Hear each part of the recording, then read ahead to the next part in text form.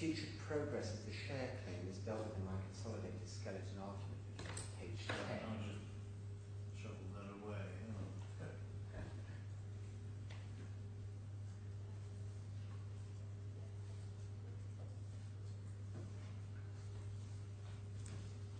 I can't find it. Hang on.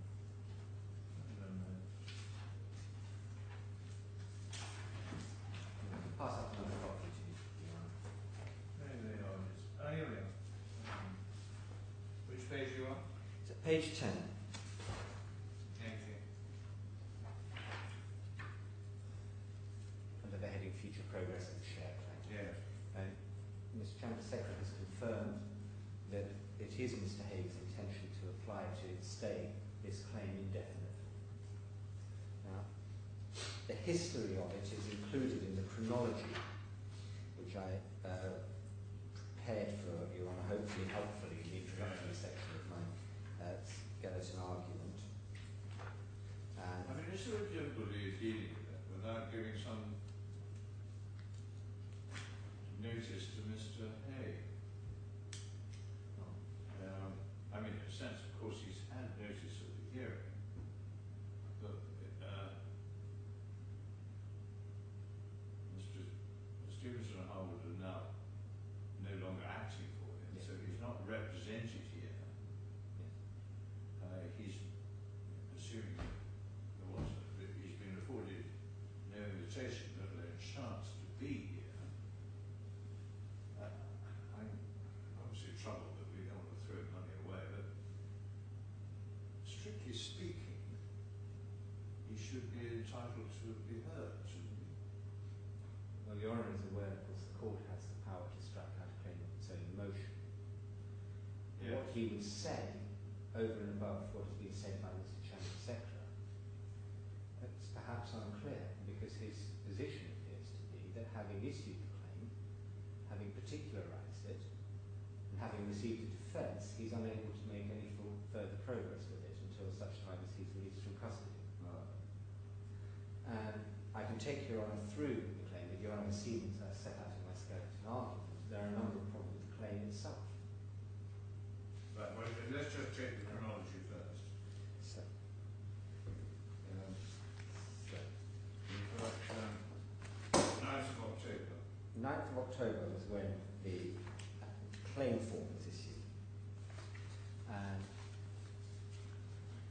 in our bundle, Your Honour finds the claim form behind slide 2. Yeah. Yes. Your Honour sees there that the form itself contained a brief description of the claim, Yeah. and at the foot of that box it said particulars of claim to follow. And the summary is a claim for an allocation of various shares Yes. and increase and bonus. Yes. Well, the form of the claim in outline is in 2013, April 2013, Mr. Haigh was notified by letter from GFH Bahrain that he had been awarded a performance bonus. Performance bonus being $26,400 in cash, together with shares. So where are you reading? I'm telling, I was summarising for you, Ron. Oh, I see. Sorry. There's $26,400 in cash plus 3 tranches of shares. Right. And Mr. Haigh asserts that 11 days after that letter, he reached an oral agreement with Mr. Al-Reyes that in fact his bonus would be $50,000 in cash plus a larger allocation of shares. He complains both that the shares that he did receive were worth less than he was expecting, and that the oral agreement hasn't been kept to. Now, the reason why the shares were worth less is said in the claim form, and this is paragraph 9b. Yeah. The value of the shares paid in April 2013 were devalued due to the manipulation of the share price by the first defendant. It's a rather serious allegation. which doesn't see the light of day in the particulars of claim, which Your Honour finds behind divider 3. And the particulars of claim were signed on the 16th of December of 2014. Your Honour recalls the timing. Mr. Haigh himself signed this. This is, yes, he signed the statement of truth. Okay. Now, the particulars are short. Paragraph 3 on page 2 of the particulars. On 4th April 2013, GFH BSc notified the claimant by way of letter dated 4th of April 2013 that he'd been awarded a performance bonus of the total value of $80,000 as part of GFH BSc's incentive plan for the performance period of 2012. The letter amounts to a contract, a copy of which is appended to these particulars of claim. Now, firstly, one might ask whether it's properly to be described as a contract, but passing over that, Your Honour has the letter.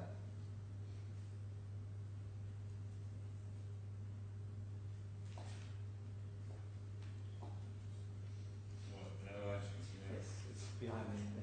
This is a document which should be behind the particulars, should be appended to a pleading. Well, it is on my copy. It is, yes. Yeah. Yes. So, Your Honour sees there, in a box in the centre of the page, the quantum. Yeah. Cash bonus paid immediately, 4th of April 2013 is the date of the letter. GFH shares grant. GFH shares vesting immediately, 214,400 shares, equivalent value 26,800. Then GFH shares vesting 4th of April of 2014, 107,200 shares, Yeah. an estimated value of 13,400. And GFH shares vesting 4th of April 2050, 107,200. Now, the letter sets out the conditions for the vesting, for the bonus. The vesting of these share awards are subject to the following key conditions.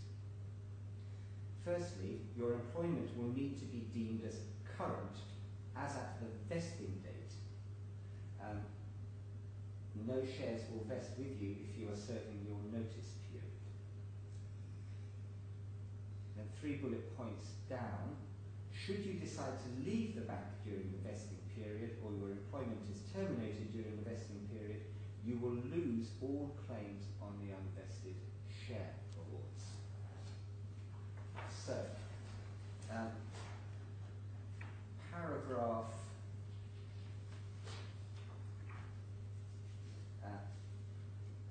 8 of the particulars of claim. Yeah. The claimant resigned from the first defendant on the 12th of March of 2014. Now, passing over whether GFH Capital is the counterparty to this alleged contract, what Your Honour sees immediately is that the last 2 vestings Yeah. cease to be due upon Mr. Haigh's resignation. Okay.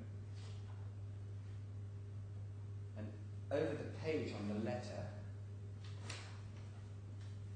Your Honour sees under a dotted line acceptance, signed by Mr. Haigh, dated 7th of April 2013, which confirms that he accepts the share incentive plan and agrees to abide by the terms and conditions of the plan. So he accepted that if he left the company, he would no longer be entitled to shares.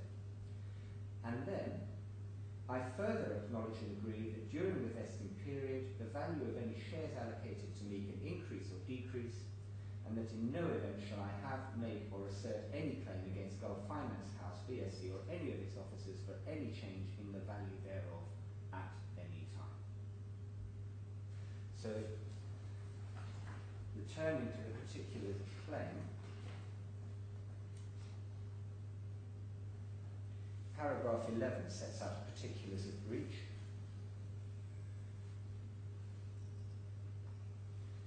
Your Honour sees first particular of breach. Claimant has not received $26,800 worth of shares in June 2013 in breach of an express term of the letter. 214,000 shares were transferred in around June 2013, but their value was less than that stated in the letter. Yeah. Well, that's not a ground for claim. And particular E, in the alternative, claimant has not received $13,400 worth of shares on 4th of April 2014 in breach of an express term of the letter. Well, he left the company in March of 2014, so he was not due any shares in 2014. So one can put a line straight through particulars A and E, just on the face of the document. Particulars B, C and D arise from paragraph 5 of the particulars of claim, in which it is said, on or around 15th of April of 2014, Mr. Haigh had a telephone conversation with Mr. Al Reyes, the second defendant. During this conversation, Mr. Al Reyes agreed to increase the claimant's bonus for the performance period to $200,000, split into 4 tranches. Now, the claim is silent as to whether or not the agreement also varied the terms on which the allocation of shares would vest. But in any event, no explanation whatsoever is given in the particulars as to why, 11 days after the letter was written by Gulf Finance House, Mr. Arrayas had taken upon himself to increase the bonus from $80,000 to $200,000.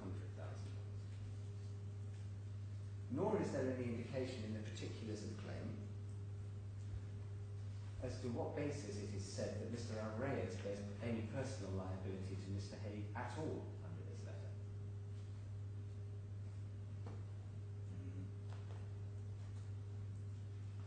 Your Honour might not be surprised to hear that we made a request for further information, which Your Honour finds behind divider 5.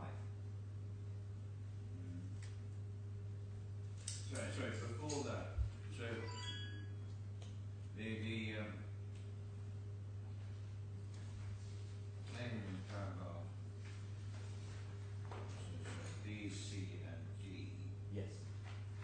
is, sorry, I'm not quite sure, where's the $23,000 worth of shares? Because Mr. Haigh received $26,400 worth of shares, or to be more accurate, he received shares which were estimated at the time to have $26,400. The numbers don't add up.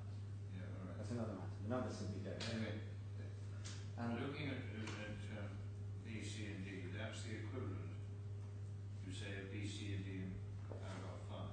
yes, that would appear to be so. But some payment or part payment was made in respect to B and C. Well, B and C. B is the shares which vested. If one returns to the letter. 2013. Yes. If one if Your Honour perhaps has the table open from the letter of the 4th of April. Yes. At the same time. Yes. So Your Honour sees a cash bonus paid immediately, $26,400.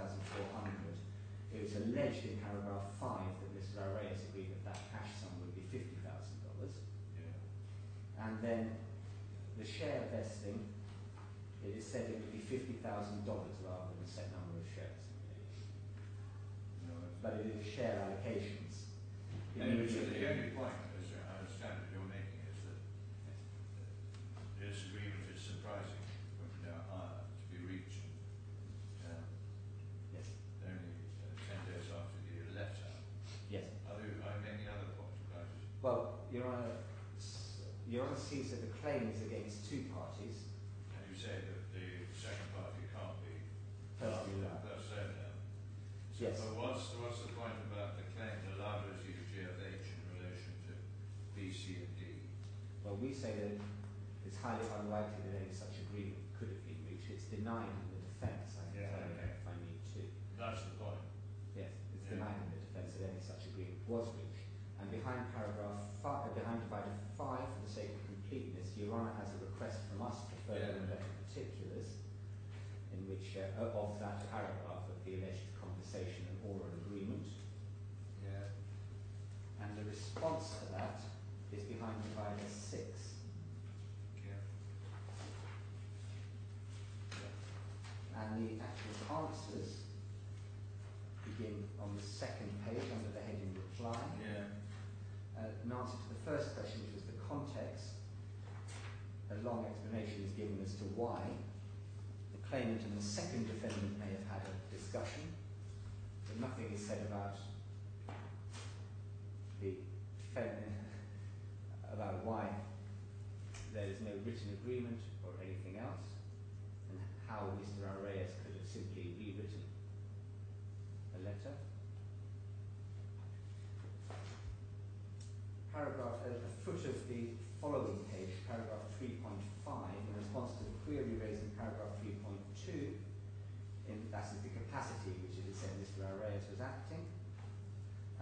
It is said that he was then the managing director, senior executive officer of the first defendant and acting CEO of GFH Bahrain. As such, it was the claimant's understanding that the second defendant had complete authority. So what's the relevance of all that? And paragraph 3.3 makes it clear that the claimant, the second defendant, by virtue of his designation of being authorized, had complete authority to act. So essentially, we asked three questions. Number one, what is the context of this alleged oral agreement? Number two, what capacity was Mr. Arrayas said to have been acting in when reviewed? And number three, what authority did he have to bind GFH in an oral agreement with the claimant? And the answers come back, a long explanation about discussions about successful or unsuccessful investments as the context. That Mr. Arrayas is said to have been acting throughout as an officer of GFH. Yeah. And that the claimant believed him to have authority to bind GFH. Yeah. Well, taking that case at its absolute highest, there is no claim against Mr. Arrayas personally. Even if what Mr. Haigh says is right, Yeah. the liability rests with GFH. And I use GFH broadly, because Your Honour will have noticed the first defendant is GFH Capital Limited. The counterparty to the alleged contract is GFH Bahrain. That's who the letter is from. Yeah.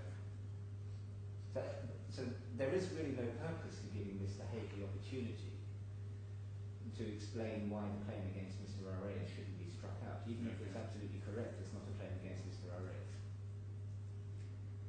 And so far as the claim in relation to, or the claim supported by the letter from GFH Bahrain is concerned, it's actually contradicted by the letter from GFH Bahrain, leaving only the proposition that 11 days after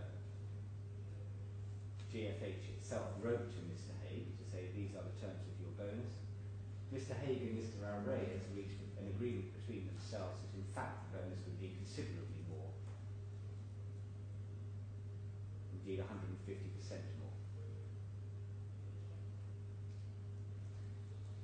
And we say that that's simply inherently incredible, and Mr. Haigh has evinced no intention to progress the matter.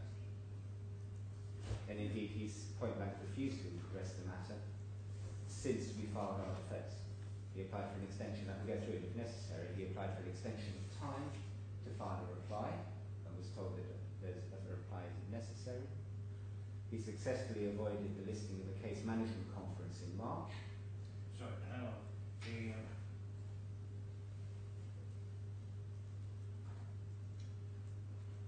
The defence is where? Our defence is behind divider 4. Yeah. It's a lengthy document, but I'll turn up to Your Honour's note the denial as to whether there was any such agreement.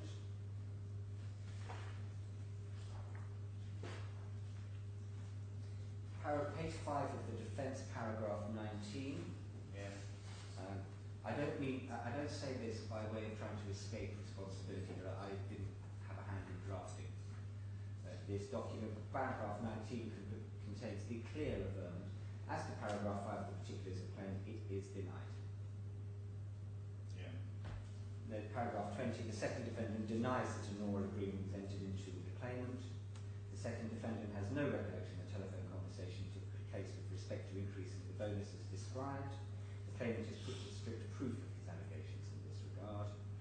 And then over the following paragraphs, a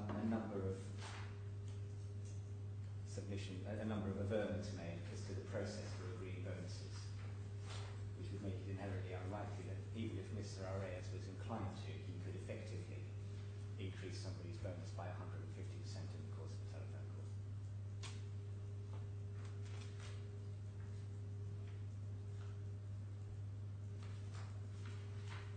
And on page 7, I draw your honour's attention to paragraph 30. The point is made.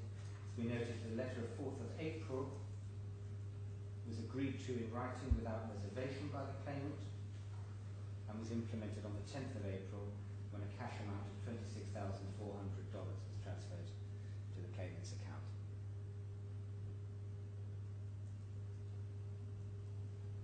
So, I don't take your honour through the rest of the document, but it is denied. One can understand that if the case was being progressed, evidence had been filed, CMC had been proceeded with, there may be some force in saying, well, Mr. Haigh must be heard before a claim in which he alleges an oral agreement is struck out. But one can see that the rest of the claim is actually contradicted by the document that he supports it with. It's inherently unlikely. No clear explanation is given as to why. Mr. Haigh himself agreed to the bonus package that he says was increased, and he is evincing no clear intention of progressing the case.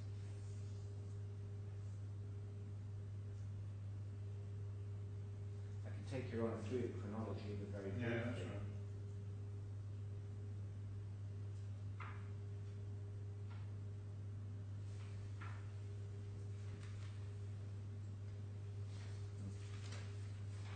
Your Honour will see Mr. Haigh was not slow, and his solicitors were not slow to try to take advantage of the rules on judgment in default. They tried twice and failed.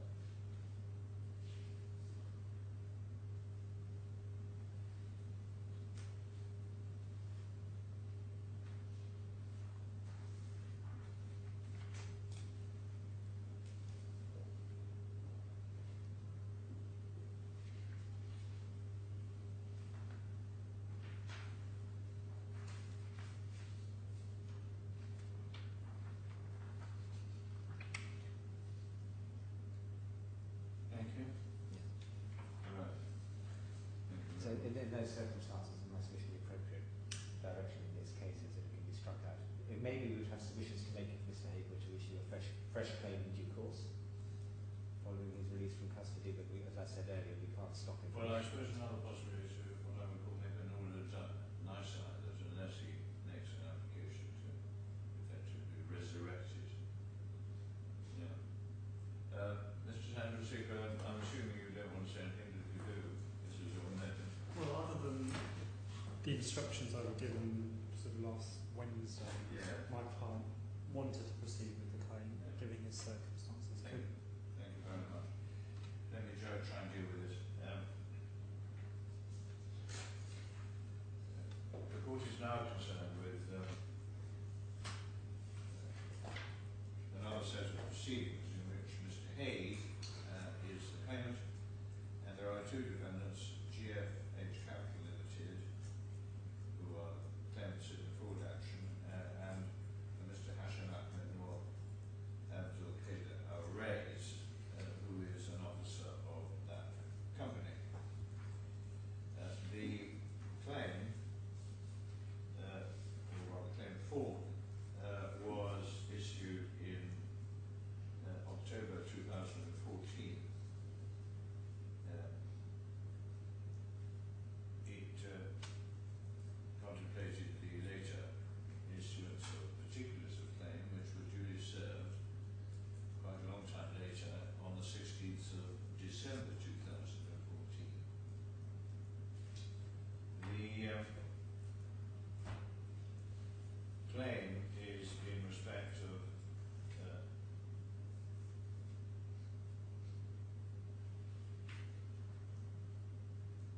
shares that are said not to have been transferred to Mr. Haigh in accordance with an agreement with the defendants and or a complaint that the value of the shares that were transferred were less as a result of, quotes, share price manipulation by the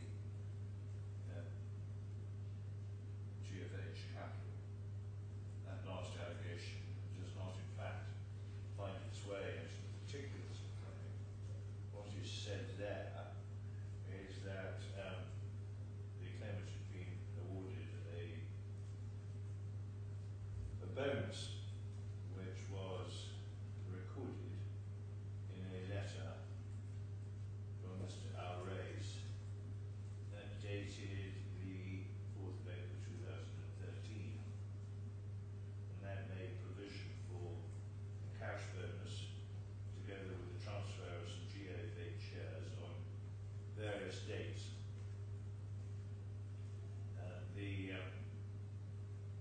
express terms of the letter made it plain that the transfer of the shares would not be effected if, for any reason, Mr. Haigh was no longer employed by the company. And secondly, that Mr. Haigh agreed expressly that he could not make any complaint in the event there was some devaluation of the shares. The important feature of the claim is that it's suggested that there was a very substantial increase in the bonus agreed in a telephone conversation but unrecorded in writing with Mr. Alrays. A conversation which said to have taken place only 11 days after the formal letter. The claim, as advanced in the particulars of the claim, looks hopeless certainly in respect to two matters, namely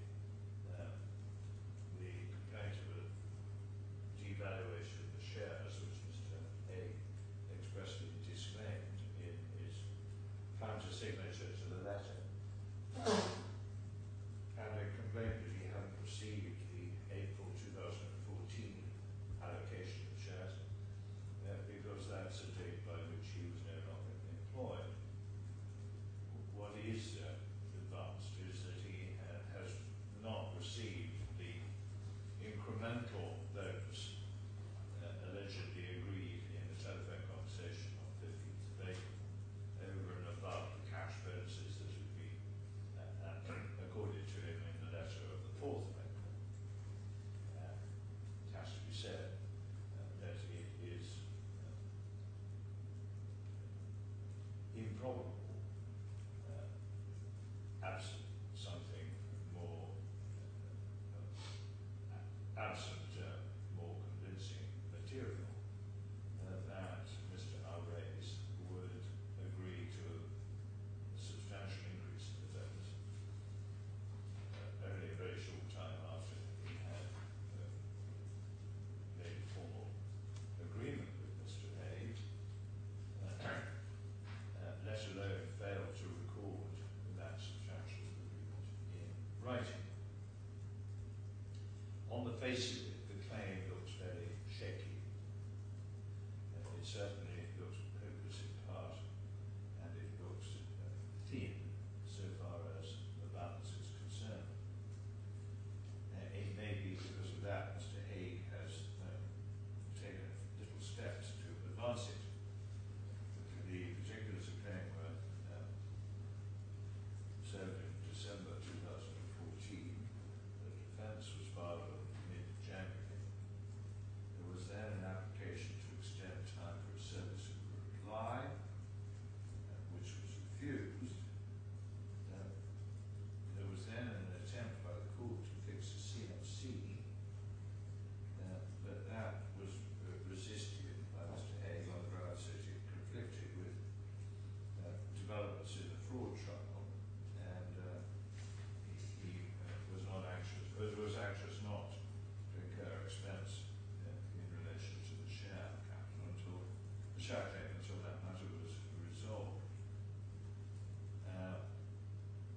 to say that the validity of the claim was perhaps not markedly improved by the further information which was furnished and by Mr. Haigh in response to a request.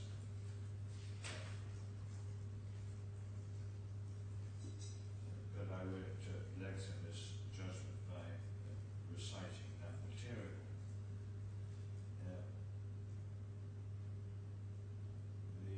The court notified the parties that a CMC was going to be fixed in this week. What has happened since then is that Messrs. Stevens and Harwood, who until very shortly, a very short time ago, were acting for Mr. Haigh, indicated that they were disposed to come off the record in relation to the share claim, and that they understood that Mr. Haigh intended to apply for a stay of the share claim until after his release from prison.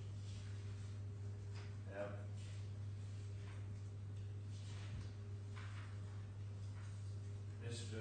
Stevens and Harwood have now come off the record, and the application is now made by the claimants to strike out this claim on the grounds that it's not a satisfactory claim.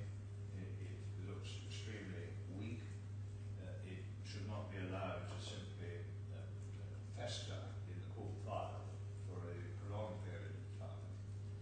And the appropriate course of action is to strike it out, and it's advised Mr. Haigh can resurrect it or issue new proceedings in due course, because he has, in a sense, resolutely refused to prosecute the matter, and is now suggesting the matter should simply stay sine die.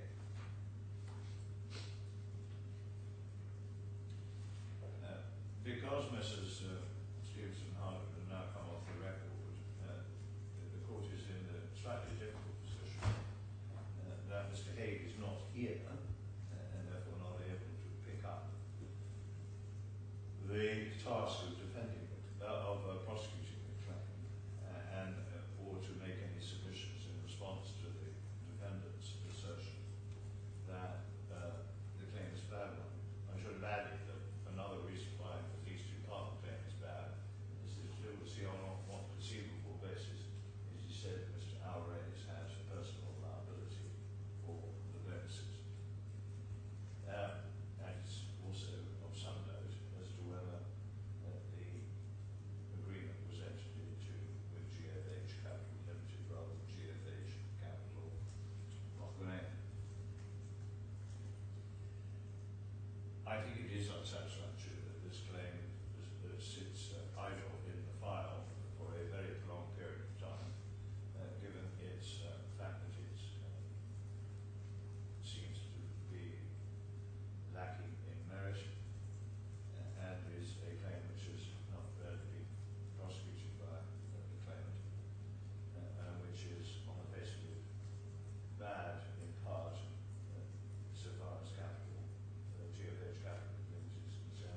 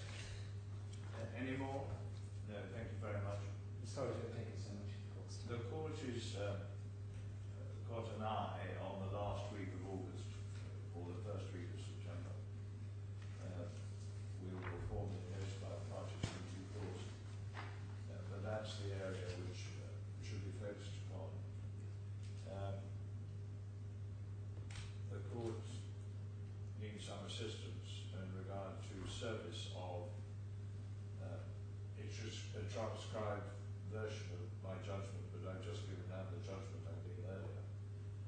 And of course is also looking for assistance or assurances with regard to the transfer